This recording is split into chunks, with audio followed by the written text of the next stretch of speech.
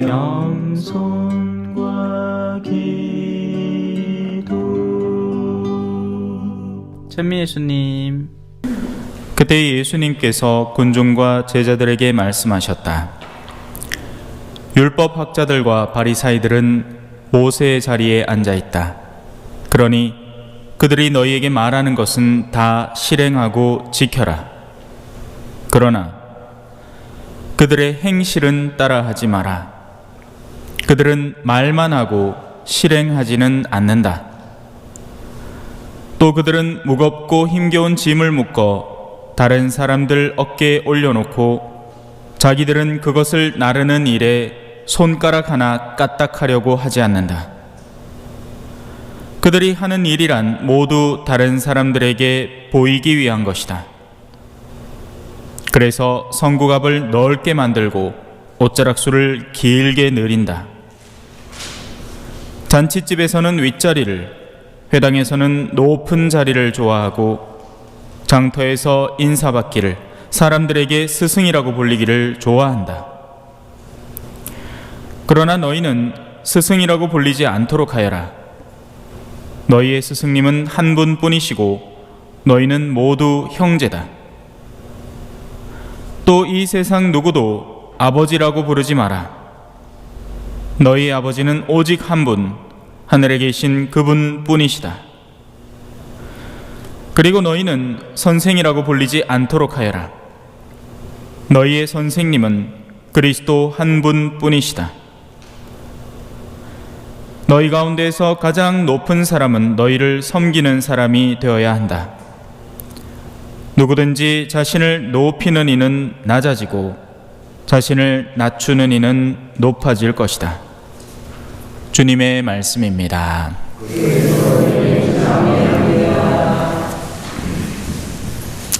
찬미 예수님.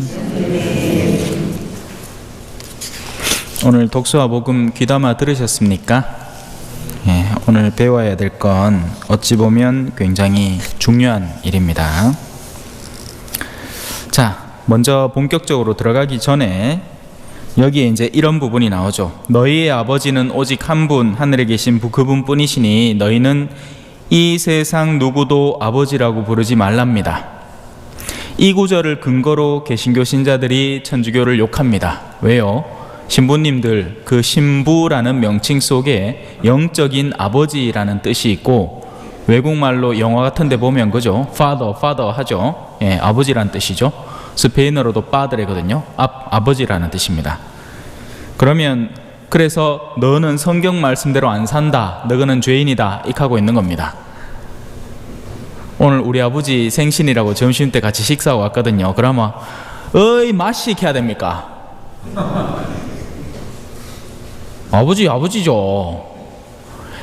그게 바로 성경의 자구적 해석이라는 겁니다. 그 구절에 그냥 그 취지에만 잔뜩 사로잡힌 나머지 그 본질적인 의미를 전혀 이해하지 못하는 데서 우러나오는 오류가 되는 겁니다. 불러도 돼요, 아버지라고. 선생님은 선생님이라고 불러도 됩니다. 저는 오늘 미사 마치고 이제 또 교리 가르치는데 그러면 교리 선생이 되는 거죠. 학교에도 쌤이 있고 그죠? 선생님하고 스승의 날 때 뭐 합니까? 스승의 은혜는, 그런 거 하지 마요. 그럼 개신교 신자들은 전부 다 이 꼭 다물고 있어야 되나? 이거 적혀있잖아. 너희는 선생이라고 불리지 않도록 해라 하면 아이고 김씨 아저씨 이렇게 해야 됩니까? 학교 쌤한테. 아니죠. 그런 게 전혀 아니라는 겁니다. 자, 그런 그들의 오류를 잠깐 옆으로 제쳐놓고 이제 본격적으로 들어가 봅시다. 이 이야기는 우리 이야기입니다. 단지 우리가 아직 녹아들어 있지 않아서 그럴 뿐, 우리가 하는 일들이 여기 녹아들어 있습니다. 우리는 급을 나누기를 굉장히 좋아합니다. 그래서 오래된 것일수록 숙성되고 좋은 것이라고 생각하죠. 예, 보통은 그렇습니다. 포도주도 그렇고 뭐 여러 가지, 예? 이 술 좋아하는 어르신들 그죠? 예. 시바스 리갈 12년산이 좋을까요? 18년산이 좋을까요? 21년산이 좋을까요? 바바인 다음에야 다 높은 숫자 찾습니다. 그죠? K3가 좋을까요? K5가 좋을까요? K7이 좋을까요? K9이 좋을까요? K9이에요. 예. 맞다 카있기네요. 아반떼가 좋을까요? 소나타가 좋을까요? 그랜저가 좋을까요? 아니면 아예 제네시스로 들어갈까요? 이거 다 안단 말입니다. 급조하는 사람들은 이게 무슨 뜻인지, 그 안에 뭐가 들어있는지, 높은 급이 뭔지 다 안다는 거예요. 특히나 우리는 한국 사회 안에서는 이 군대 문화가 어쩔 수 없이 전쟁 이후부터 우리는 의무적으로 군대를 가면서부터 훈련병, 2등병, 1등병, 상등병, 병장, 그런 계급 문화가 철두철미하게 우리 안에 녹아 들어 있는 겁니다. 높은 게 좋아요. 왜 좋을까요? 왜 좋을 것 같아요? 높으면 더 헌신할 수 있기 때문에 웃기지 말라고 하십시오. 더 돈 주고 더 높은 급의 차를 샀는데 더 불편해. 그럼 돌았다고 그걸 사겠습니까? 그죠? 더 높은 급을 샀으면 적어도 낮은 급보다 더 편의사항이 있기 때문에 사는 겁니다. 더 편하고 안락하고 좋기 때문에 높은 자리를 추구하는 것이 우리 사회의 본주소인 겁니다. 그게 보수의 가치고요. 어찌 보면 원래 진정한 의미의 이 뭐랄까 중심을 잡는 거죠. 근데 이게 잘못 뒤틀려지면 중심이 아니고 높은 자리를 차지하려고 하는 겁니다. 그럼 어떻게 되죠? 말 한마디만 하면 밑에서 알아서 다 기기 때문에 그래요. 이것이 우리 사회에 녹아들어 있습니다. 여기도 예외가 아니에요. 녹아들어 있는 거예요. 헌신하려는 정신, 봉사하려는 정신은 시간이 흐를수록 무뎌져 가고 사라져 가는 겁니다. 그거는 새로운 사람들이 하겠지. 내가 요 성당을 지금 몇 년째 다니고 있는데 내가 그런 거 해야 되나 하는 사람들이 존재할 수 있다는 것이죠. 있다는 게 아니고 가능성이 굉장히 높다는 겁니다. 그래도 여는 그나마 다행인 게 매 토요일마다 그죠? 예? 돌아가면서 나와서 청소하신다 그죠? 예. 그런 모습 보면 참 이뻐요. 근데 보마 그것도 가만히 보마 있잖아요. 맨날 나오는 사람만 나옵니다. 안 나오는 사람은 죽으라고만 나와요. 예. 그래요. 자, 우리 사회에 녹아들어 있는 위계와 그런 드높음으로 올라가려고 하는 욕구에 대해서 이해하시겠습니까?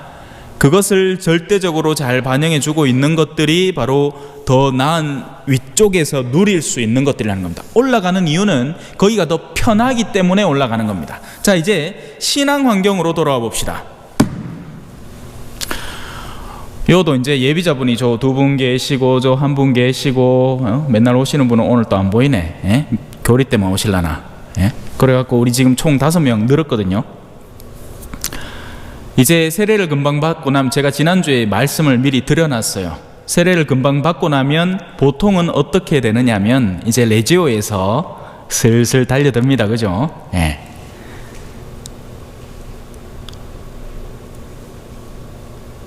왜? 무엇 때문에? 정말 나의 가진 신앙, 아름다운 신앙을 정말 전해주고 싶은 대상을 갈구하고 싶어서. 그러면 밖에 천지 삐까리입니다. 셌어요. 세 사람 불러 어디서?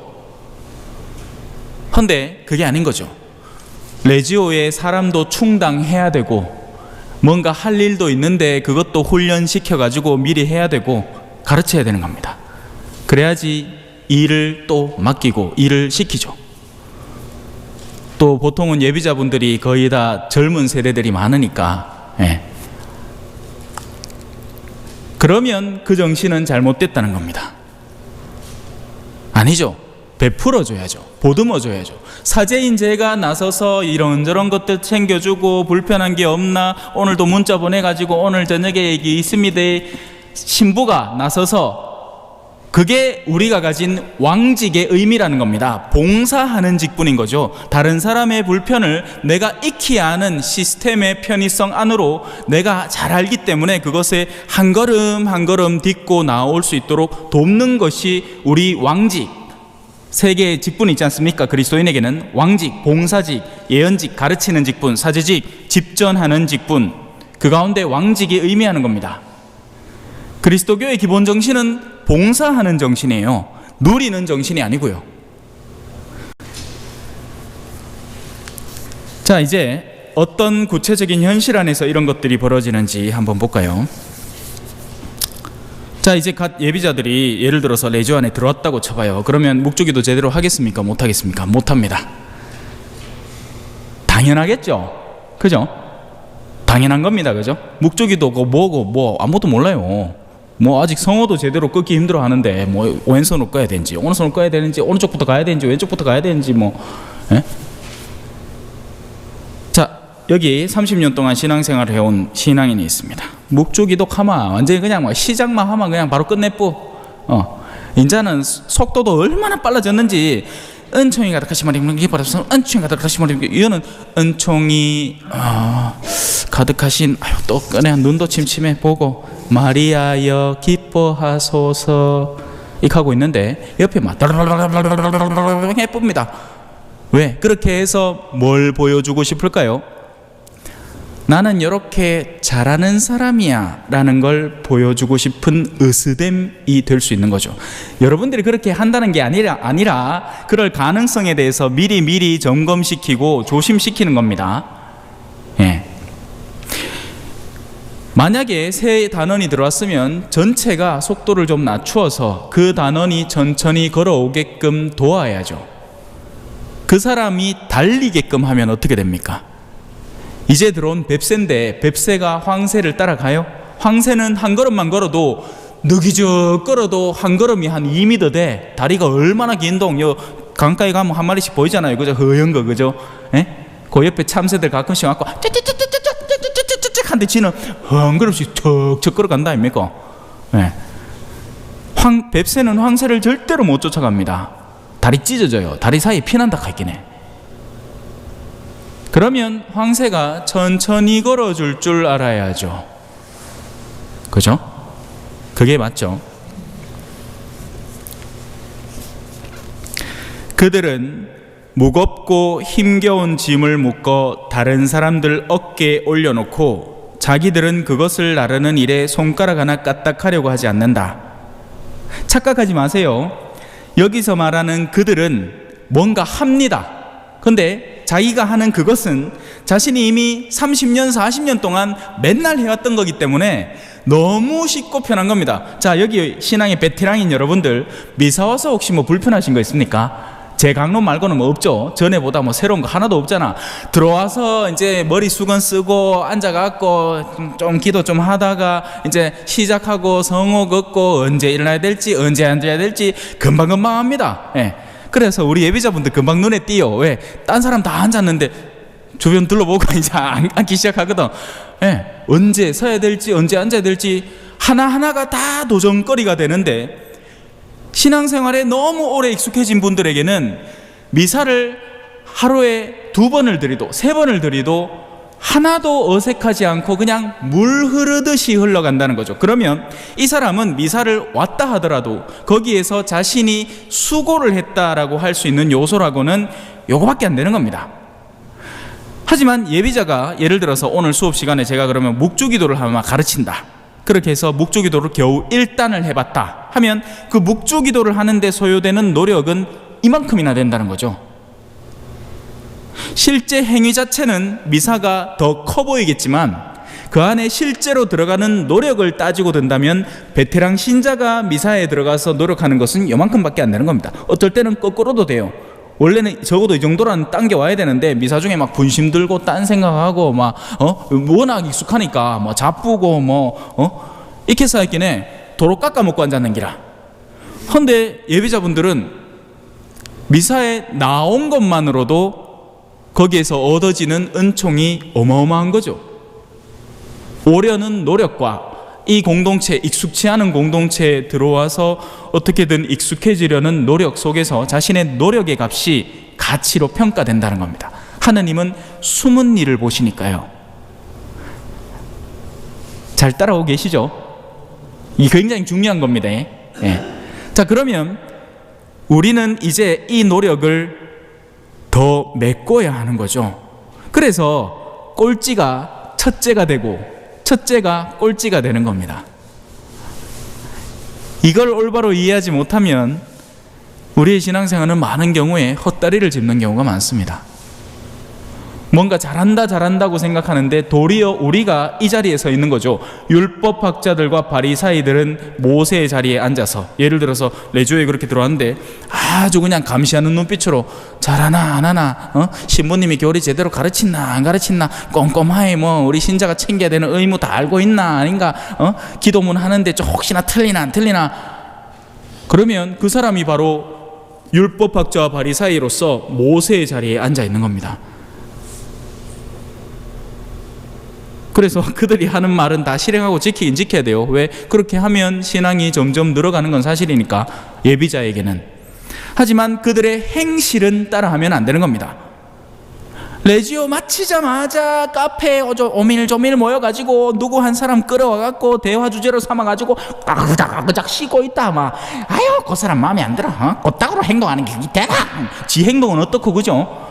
그런 건 보지도 못한 채로 오만상 너무 욕이나 하고 비방이나 하고 식사 자리에 앉아가지고 막 쪼자 온갖 세상 이야기들, 신앙은 하나도 깃들어 있지 않은 그런 모습을 보면 실망해 버린다는 거죠. 이건 실제 벌어지는 일입니다. 제가 수도 없이 많이 들었어요. 특히나 형제님 레지오들에서 갓 새로 들어온 단원이 멀쩡하게, 그전까지만 해도 가정에 충실하던 남자였는데 오히려 신앙을 통해서 더 풍성해지리라고 예상했던 그의 내적 영역이 어떻게 레지오에서 어르신들 잘못 만나갖고 맨날 첫날 술 먹는데 끌리다니다 보니까 완전 피폐해져 버린 거예요. 심지어는 가정에 불화까지 일어납니다. 당신은 왜 이리 나가노노? 그러면 변명거리는 항상 있지. 내 성당 갔다 왔다 아이가. 당시 가라 한 그 성당. 예?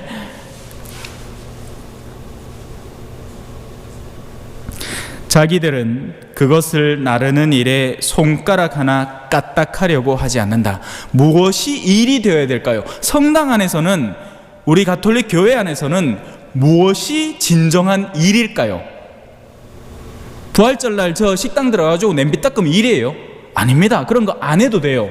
그런 걸 안 하더라도 다른 일거리가 많습니다.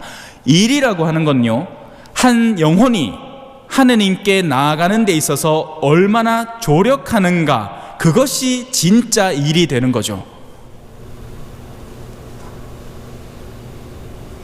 그 일을 매진하지 않으면 교회는 결국 공멸하게 됩니다. 하느님께 나아가는 영혼이 없는 교회는 아무리 겉으로 팽팽 돌아가는 외적인 타이트한 일을 갖고 있다 하더라도 그 일은 일이 아닌 거죠.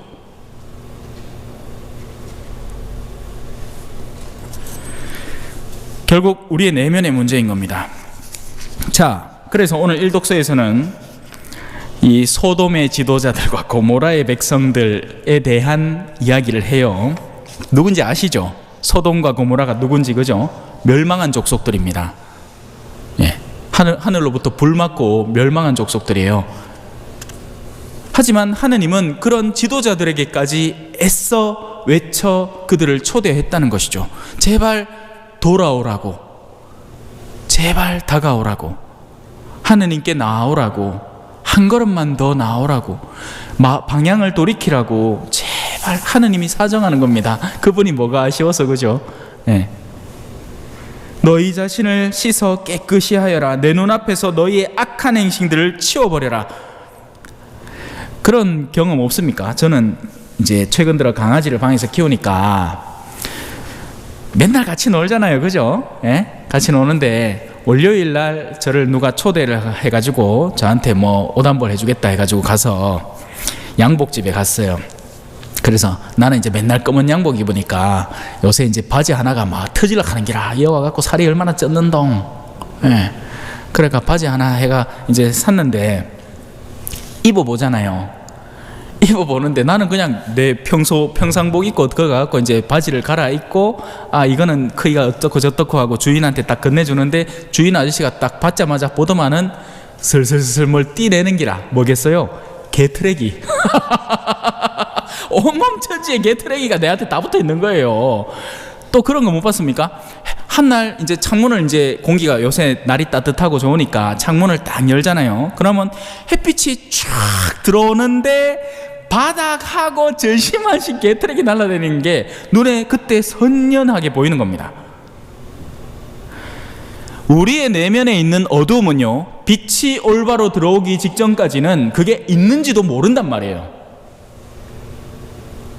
내가 무엇에 그냥 고착되어 있는지, 어디에 들러붙어 있는지, 무엇이 내 내면에서 뒤틀려 있는지, 어디가 잘못되었는지, 그런 것들에 대해서 우리는 올바른 빛을 조명받기까지 모른단 말입니다. 그래요. 오늘 너무 보낸다. 오너라 우리 시비를 가려보자. 너희의 죄가 진홍빛 같아도 눈같이 희어지고 다운같이 붉어도 양털같이 되리라. 제가 참 좋아하는 구절입니다. 하느님께는 불가능이 없어요. 우리가 우리의 어둠을 발견하고 하느님 앞에 나아가서 그것을 열어보이면 그분께서는 기꺼이 그 모든 것을 깨끗하게 씻어주시는 겁니다. 아멘. 찬미 예수님, 겸손과 기도.